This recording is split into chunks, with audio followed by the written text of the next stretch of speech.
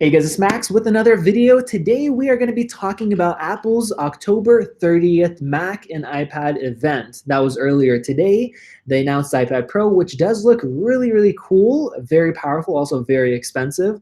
Along with that, they had an announcement for a new MacBook Air, which we've been waiting for an update, just like the Mac Mini, we've been waiting for a long time, and the Mac Mini, which is now in space gray.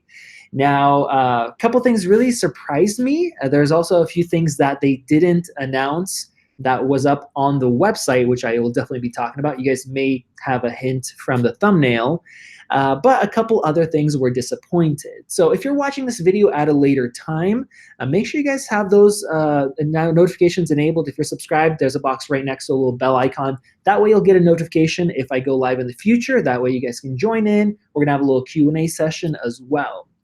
So I'm not going to be talking about a whole lot about the iPad Pro, even though I will be getting one in. If you guys are interested to know more about kind of iOS and tech stuff, I actually have a tech channel that I started up recently as kind of like a backup channel, just in case I don't get my monetization fixed. There's a link in the description. Go ahead, head over there, subscribe to that channel, and check out the content that's already on there. And if you guys enjoy my videos, check out the Patreon page as well. A big thank you to all the Patreons that are out there. So the iPad Pro is ridiculously powerful.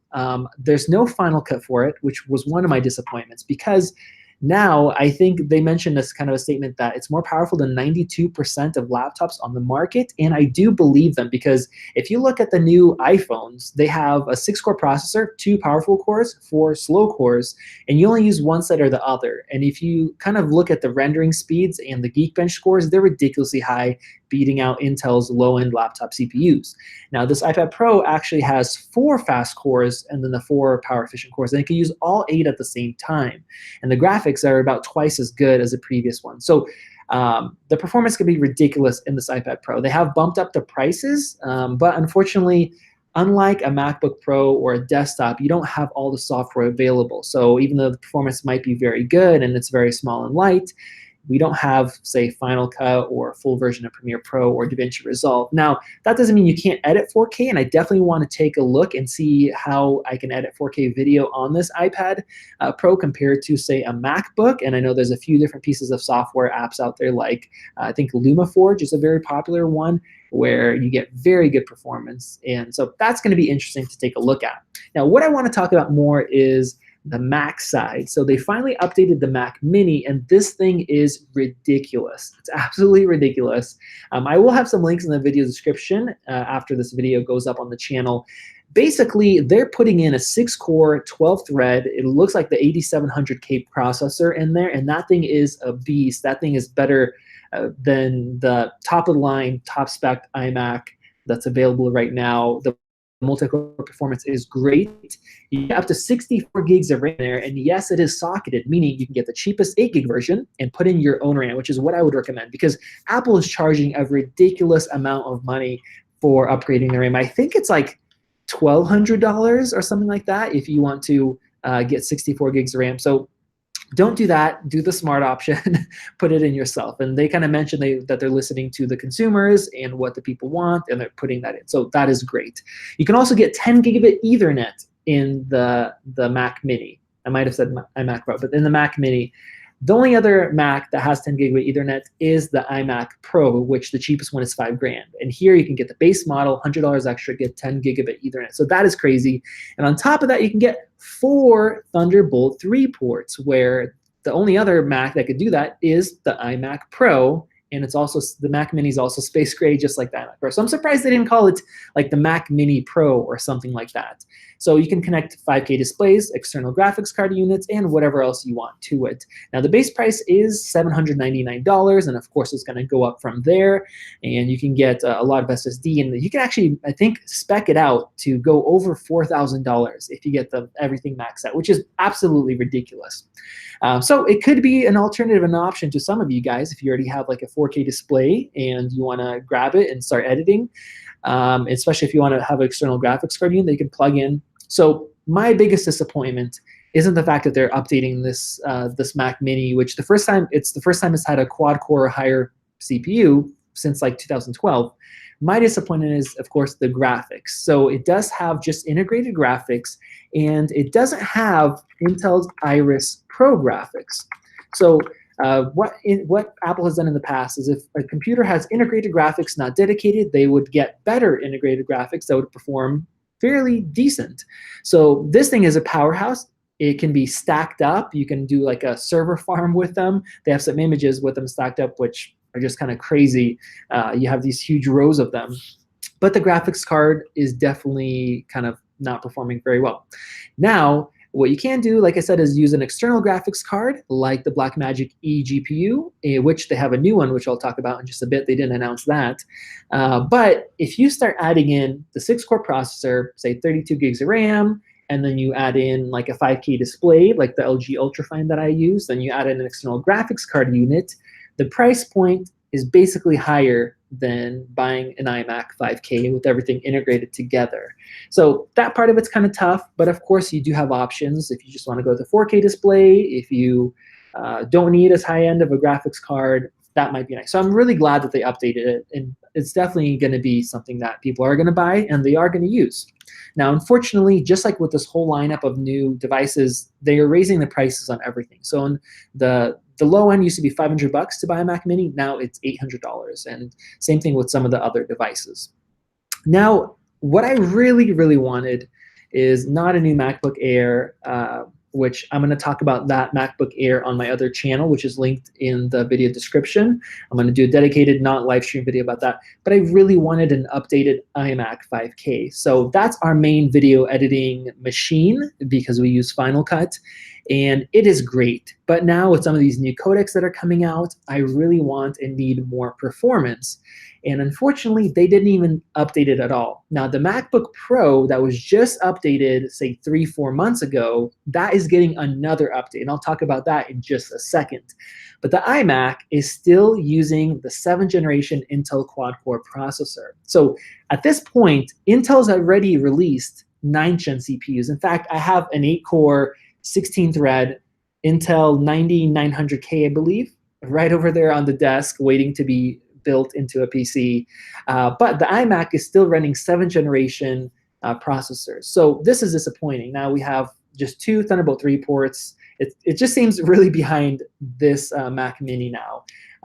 I would love it even if they didn't put in 9th gen CPUs, if they just put in that same CPU that's available in this new Mac Mini, that would have been great. But no, we have a 4-core kind of outdated CPU.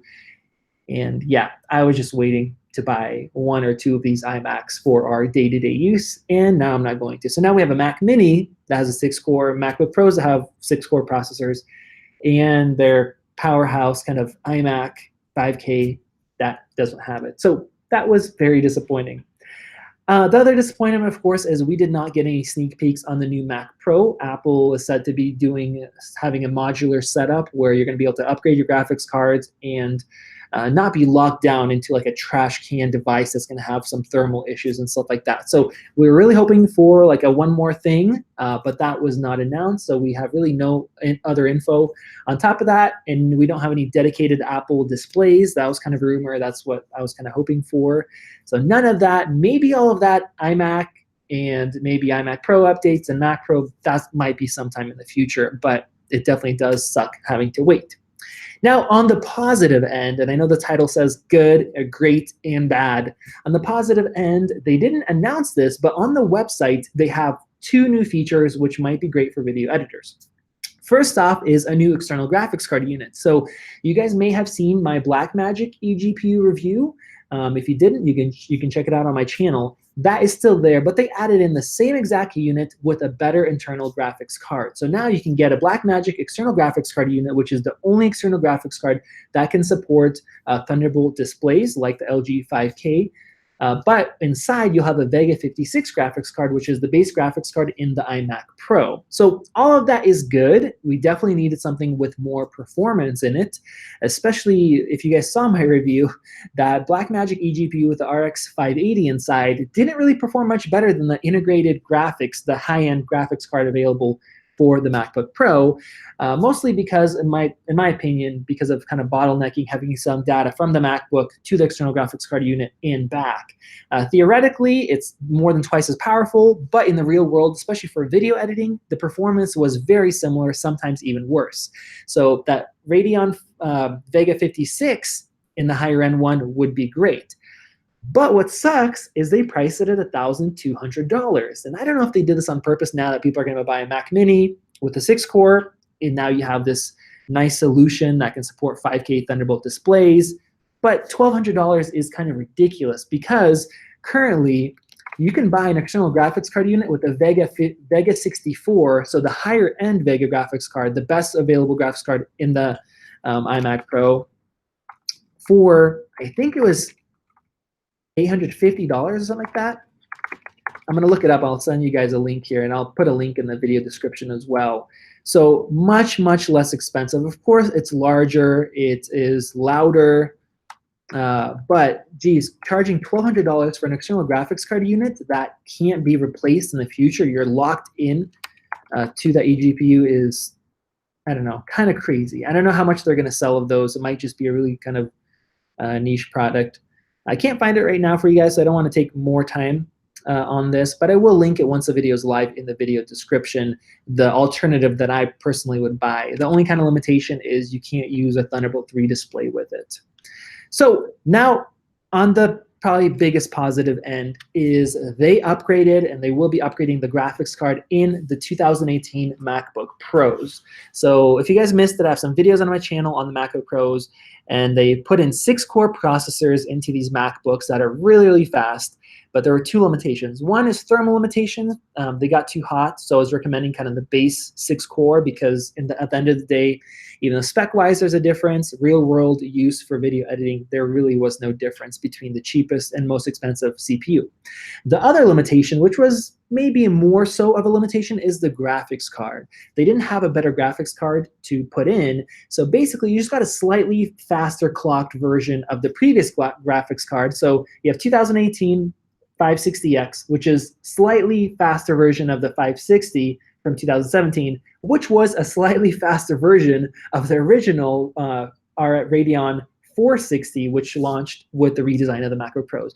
So Apple kept updating the laptops, but the graphics card was almost the same from 16 all the way up to 18. So finally now, they're going to be adding on a Vega 16 or a Vega 20 graphics card, and that's going to be like an update. So you can still get the same 2018 MacBook Pro, everything else stays the same. They are going to be forcing you to get at least the mid-spec $2,800 version, which I was recommending the base CPU, which is going to be less expensive. So you're going to have to get the middle ground CPU, which is fine. It's $100 more than the base. And you'll be able to upgrade to a Vega 16 or a Vega 20 graphics card. Both of them are going to have 4 gigs of HBM2 memory. And Apple is saying that you can get up to 60% better graphics performance with these chips. So I'm guessing the Vega 20 is 16% or 60% faster. So I definitely want to check this out. There's no real 20, that's for desktop using a 7-nanometer design. So this is still 14 nanometer older architecture, but it's going to be great for a MacBook Pro. For those of you guys who need to edit on the go, and then you also still want great performance, that's going to be a good boost over what was available in the past, and it's going to kind of keep up with the new CPUs, where before a major limitation when you're editing 4K was that internal graphics card. And then, of course, if we went out to an external graphics card unit, at that point, we had bottlenecking because of just bandwidth or sending data back and forth. So I will be getting one of those in as soon as it's available. I think we have to wait another week or 2 before we can order them, but I'm definitely excited to see how much better performance we're going to get compared to what's available now, basically 2018 with the 560X. So that's pretty much it. Just to wrap it up with you guys, we had a new iMac Pro or a new iPad Pro, which has really crazy performance, especially in something that's small and light. But of course, we don't have desktop-grade apps, or at least the ones that I use.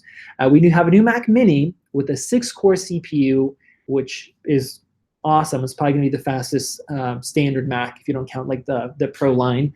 But with that, we don't have a graphics card. They added in another external graphics card unit in partnership with Blackmagic, but it is ridiculously expensive, $1,200.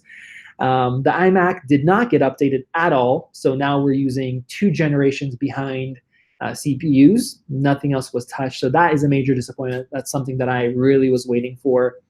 And now we have a new MacBook Pro with new graphics, which was probably the biggest limitation on the new MacBook Pros, so that is really a great thing. Still no news on pricing and real-world performance differences, but that is something that I will be taking a look at, so make sure you guys are subscribed.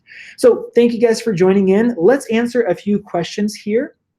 If you guys have a question, go ahead and ask. I don't have too much time because I have to get onto a conference call, but I'm going to scroll through here and take a look at some of these comments. So if you have a question, ask below. Alan is saying the iMac 5K won't get updated before the iMac Pro. I sure hope it does for a couple of reasons. The only thing that I can think of that they would actually update on the iMac Pro is maybe putting in an HDR display. There's no Vega graphics cards that are available now that are better than what's in there, and there's no new CPUs out of the Xeon lines that are updated. So I don't know what else they would change. With the iMac, we're using CPUs that are 2 generations old already. So I would definitely hope that they would update the iMac before then. It really makes a lot of sense. Some people are saying, like I see Trail here saying that Intel's having a hard time producing 9th gen chips. So maybe that is it. Maybe they're holding off until they can get enough 9th gen chips. If I had the option, I guess it would be nicer to get the new 9th gen instead of getting an older generation and being a year behind. Yes, a lot of people are not happy about the new Mac Pro, nothing being announced. The current iMac has problems with HEVC playback. The new Mac Mini is better. That is true. Each generation of new Intel chipsets, they're really improving the HEVC decoding capability and encoding, and that's getting much better. And the new Macs, like the Mac Mini, has a T2 chip, which has a dedicated encoder and decoder. So I'm definitely going to be taking a look at that, because if you're working with HEVC footage, you might have a much easier time working on a Mac than on the PC just because of that dedicated T2 chip. Let's mention the MacBook Air for a second here, since people are talking about it. It is fanless, and there is only one CPU option. You cannot upgrade a CPU. So I definitely will be testing it out and seeing how it performs for video editing. It is $1,200. It does have a nice new display. It's thin and it's light. So for those of you who don't need really high-end 4K editing performance, especially if you use Final Cut, that might be a decent option. But I think in general, the MacBook Pro would be better. All right, so let's go ahead and finish up. Let's see here. Rob is saying they've now updated all the products to the latest processors other than the iMac. You can't justify purchasing in 2017. I agree. It's a tough situation now. The iMac is such a great product, especially if you use Final Cut. Everything's all in one. It's reasonably priced. You can upgrade your own RAM to save money. But yeah, I would not recommend it right now. Sully, what's up, man? He's saying he has a 2017 with the 460.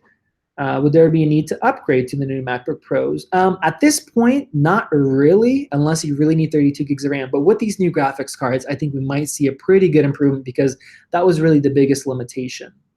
I have questions about, am I getting a 11 or 12.9? 11 at this point. Maybe we'll see. MacBook Air versus iPad Pro for travel and work. The new MacBook Air, I use desktop class apps, so I really have to be would-be MacBook Air. But I guess I should hold that thought, because with LumaFuge, I think it's LumaForge. I haven't used it out, but I've heard a lot of good things about that for 4K editing. With all that power, it might be quite a bit better. Okay, guys, so let's see. The spec'd out Mac Mini could work really well if you bought a third-party eGPU. Yes, absolutely.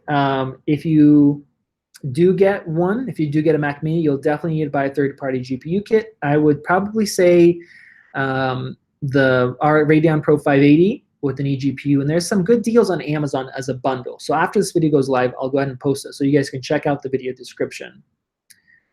Do you know if the Mac Mini is upgradable for RAM manually? So Pascal, yes, you can upgrade the RAM manually, which is great because I think they're charging like $1,400 or so to get 64 gigs of RAM, which is crazy. So absolutely, yes, you can, and it should not void your warranty. All right, guys, so I have to go to a conference call for a business right now, but guys, go check out the video when it's going to get posted on YouTube, which should be here shortly, and ask all of your questions that you have, my opinions on things, any details, and as soon as I get off, I will go ahead and go interact with you guys. So thank you guys for watching. You guys can comment below and let me know your thoughts on some updates, some positives, some negatives, disappointments, or what you were surprised by. And I will see you there in the comment section. Don't forget to check out the description where you guys can subscribe to my other channel, the tech channel, and there's going to be some links and some more information. Thank you guys for watching, and I will see you in the next video.